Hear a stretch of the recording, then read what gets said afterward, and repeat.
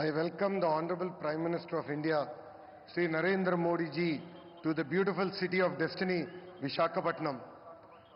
వేదిక పైన ఉన్న ప్రధానమంత్రి గారు నరేంద్ర మోడీ గారికి, గౌరవ గవర్నర్ అబ్దుల్ నజీర్ గారికి, గౌరవ ముఖ్యమంత్రి చంద్రబాబు నాయుడు గారికి, నాకు అన్న సమానమైన పవనన్నకి, గౌరవ బీజేపీ రాష్ట్ర అధ్యక్షురాలు పురంధేశ్వరి గారికి, వేదిక పైన ఉన్న ఇతర పెద్దలకి పేరు పేరున నా హృదయపూర్వక నమస్కారాలు. హర్ ఘర్ తిరంగా, हर भारतीय के दिल में नमो. World is looking at Bharat because of नमो. మన నమో అసలు ప్రధానమంత్రి అర్థం మార్చారు. గత ప్రధానమంత్రిగా ఉంటే ఈరోజు మన నమో పీపుల్స్ మ్యాన్ గా మారారు. నమో vision is global but his heart is always with Bharat. नमो मतलब गरीबों का विश्वास, नमो मतलब गरीबों का भरोसा, नमो मतलब इस देश का हौसला.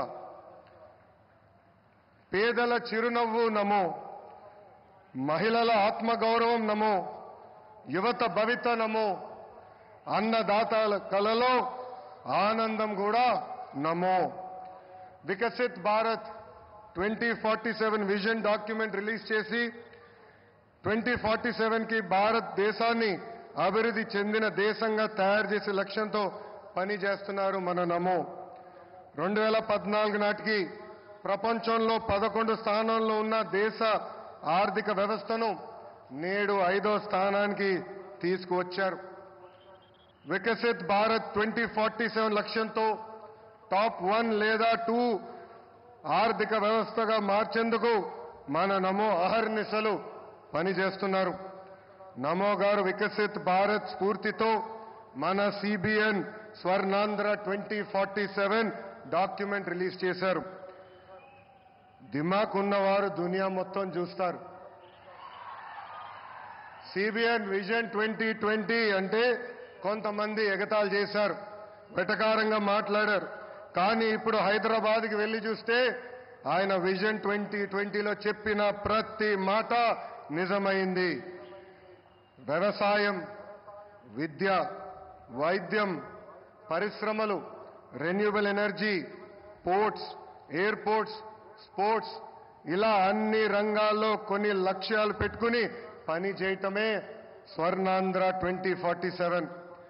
గత ప్రభుత్వం అసమర్థ పాలన వల్ల ఆంధ్ర రాష్ట్రం వెంటిలేటర్ పైకి వెళ్ళిపోయింది. ప్రతి నెల 4,000 కోట్ల రూపాయలతో డెఫిసిట్తో ఆంధ్ర రాష్ట్ర ప్రభుత్వం నడుస్తుంది.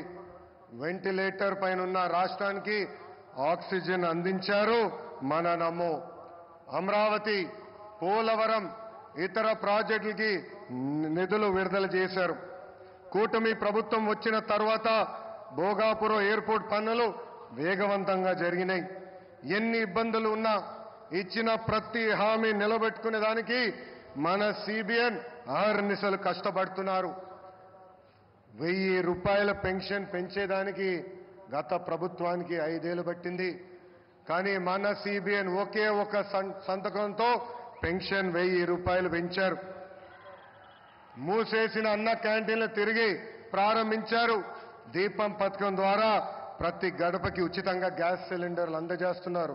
త్వరలో కూడా mega DSC, that is CBN.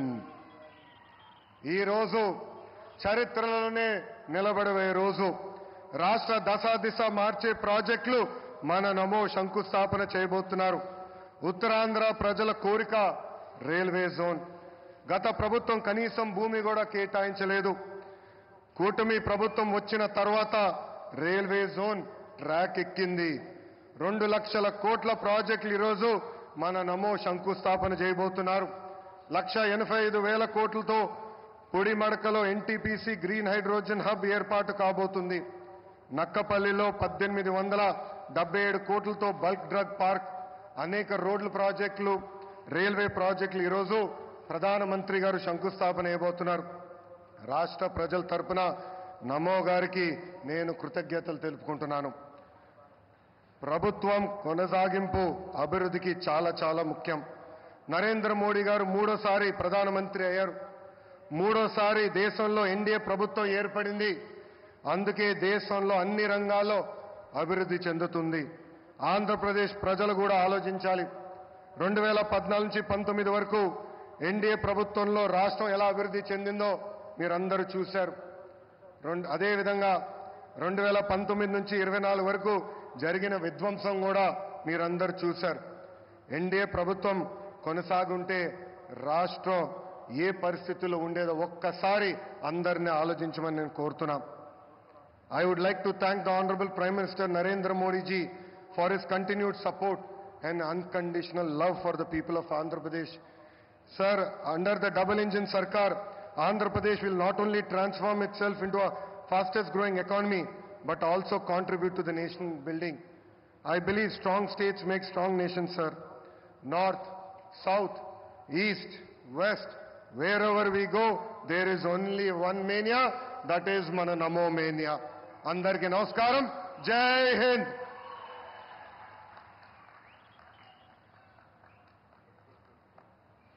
Thank you, sir. Thank you very much. Andhra Pradesh అభివృద్ధికి నాదీ పూచి అంటూ మొదటి నుంచి పనిచేస్తున్నారు. అభివృద్ధికి మార్గనిర్దేశం చేస్తున్నారు. కేంద్రం నుంచి రాష్ట్రానికి ప్రాజెక్టులు తీసుకురావడానికి తన వంతు కృషి చేస్తున్నారు. అవినీతి రక్కసిపై పోరాటం చేస్తూ ప్రజల సంపద ప్రజలకే చేరాలన్న పోరు బాటలో ఆయన ముందు నిలుస్తున్నారు. అధికారాన్ని చేపట్టిన నాటి నుండి నేటి వరకు ఎప్పుడూ కూడా సంక్షేమమే ఆయనది. నిత్యం ప్రజలకి అందుబాటులో ఉంటూ వారి ఆకాంక్షల మేరకు పాలన సాగిస్తూ ఉన్నారు. ఎన్నికల్లో ఇచ్చిన హామీలు ఏ విధంగా భరోసా ఇచ్చారో అదేవిధంగా ఆంధ్రప్రదేశ్లో యువతను మేల్కొల్పే బాధ్యతను కూడా తీసుకున్నారు. పాలనపై పూర్తి స్థాయిలో దృష్టి పెడుతూ ఆంధ్రప్రదేశ్ను నవ్యాంధ్రగా తీర్చిదిద్దే క్రమంలో అలుపెరుగని బాటసారి మన ఉప ముఖ్యమంత్రి వర్యులు శ్రీ పవన్ కళ్యాణ్ గారిని మాట్లాడవలసిందిగా మనవి చేస్తున్నాం.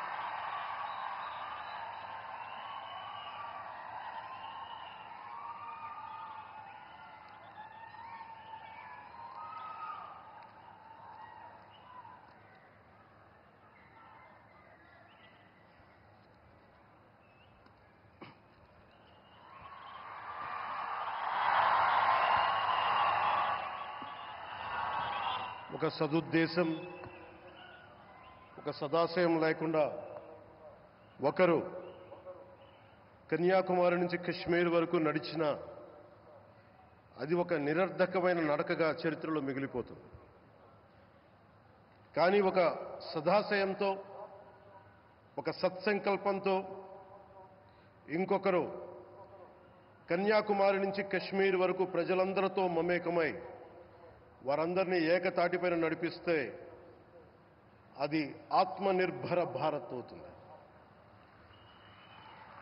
అదే కన్యాకుమారి నుంచి కశ్మీర్ వరకు ప్రజలకి వారి పరిసరాల శుభ్రత యొక్క బాధ్యతను తెలియజేస్తే అది స్వచ్ఛ భారత్ అవుతుంది. అదే కన్యాకుమారి నుంచి కశ్మీర్ వరకు ప్రజల గుండెల్లో దేశభక్తి, ధైర్య సాహసాలతో నింపితే అది పటిష్టమైన బలిష్టమైన భారతం అవుతుంది. అది ఒక రోజున అఖండ భారతం అయి తీరుతుంది. ఒక బలమైన భారత్ కోసం, ఒక దృఢమైన దేశం కోసం, జగత్తంతా వసుదైక కుటుంబం అనే భావన కోసం 4.5 దశాబ్దాలు